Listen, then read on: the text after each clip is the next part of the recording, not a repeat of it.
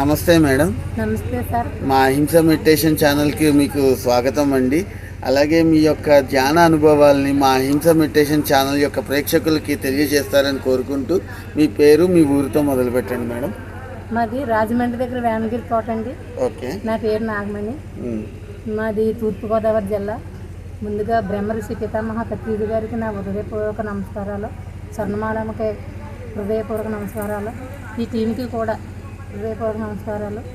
నేను 2019లో ధ్యానానికి వచ్చానండి. అప్పుడు నాకు ఆరోగ్యపరంగా బాగుంటుంది కాదు.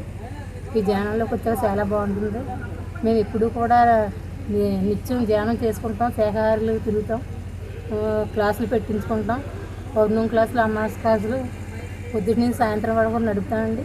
మేము ఎక్కడ సేవని వెళ్తాము. మా టీం అంతా కూడా మేము చాలా బాగా చేస్తున్నామండి. మేము ఎక్కడికైనా వెళ్తాం, చేస్తామండి. ఓకే. మీరు ఎన్నాళ్ళుగా 2019లో వచ్చాను, ఏమైనా అనుభవాలు పొందారా? చాలా అనుభవాలండి. ఒక 2 అనుభవాలు. నాకు కరోనా వచ్చిందండి. నేను చచ్చిపోతాను అనుకున్నారు. ఆ టైంలో నేను పడుకుంటే సార్ వచ్చారండి నా దగ్గరికి.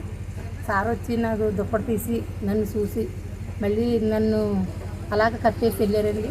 మేము ఢిల్లీ ఋషికేశ్ వెళ్ళి అలాగ 5 నిమిషాలు కూర్చునేటోడికి సారు లైట్లు విష్ణు చక్రంలోని వెలుగుతా మయంగా సారు కూర్చునండి. లైట్లతో చాలా నాకు స్పష్టంగా కనిపించారు. అలా చాలా అనుభవాలండి, చాలాసార్లు కనిపించారు. సార్తో చాలా మేము 2 సంవత్సరాలు సార్తో కూడా మేము గడిపామండి ఆయనతో. ఇంకా సార్ మాకు అందుబాటులో లేదు. మేమైతే సేవ అయితే బాగా చేస్తామండి. మా ఊరు మేడం గారు అండి ఈవిడ ద్వారా మేము అన్నీ చేసుకుంటామండి. ఓకే. మీరు మా యూత్కి ఏంటి అమ్మా ఇన్స్పిరేషన్ ఇచ్చేది ఈ ధ్యానం గురించి? ఇంకా అభివృద్ధి చెందాలని, చాలా బాగా అందరూ శాఖాహారులుగా మారాలని, అందరూ అంటే మా పిల్లల్ని ఈ ధ్యానంలోకి రావాలి.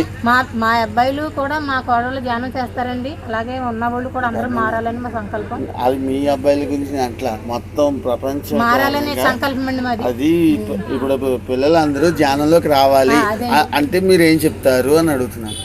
అందరూ కూడా శాఖాహారులుగా మారాలనండి. అందరూ సత్యం తెలుసుకుని మసలాలని, అందరూ కూడా జీవహింస చేయకూడదని మేము కోరుకుంటున్నామండి.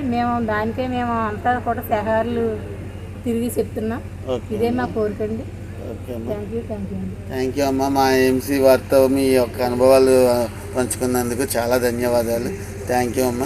అలాగే మీరు ఇంకా ఉన్నత స్థితిలోకి వెళ్ళాలని, ఉన్నత ధ్యాన స్థితిలోకి రావాలని మా ఏఎంసీ ఛానల్ కోరుకుంటుంది. అలాగే మీ వారితో అంటే మీ బంధువులందరితో మా ఏఎంసీ యూట్యూబ్ ఛానల్ని సబ్స్క్రైబ్ చేయించండి. Thank you.